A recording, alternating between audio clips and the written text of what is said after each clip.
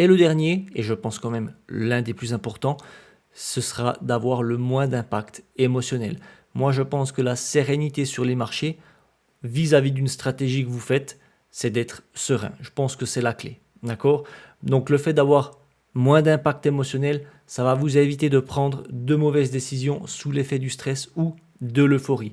Vous connaissez certainement le FOMO, le Fear of Missing Out, c'est le fait de ne pas avoir envie de louper une opportunité sous l'euphorie, en fait, dans une période d'euphorie. Tout d'un coup, vous voyez le marché qui monte, vous vous dites il faut que je rentre dedans, tout le monde en parle, tout le monde en parle, et vous rentrez dedans, puis en général le scénario typique c'est que quand vous rentrez, et il y a une correction, et là vous vous mangez la correction en plein dans les dents, d'accord? Donc le fait d'être avec une gestion passive, ça va vous éviter ces périodes d'euphorie ou ces périodes de correction.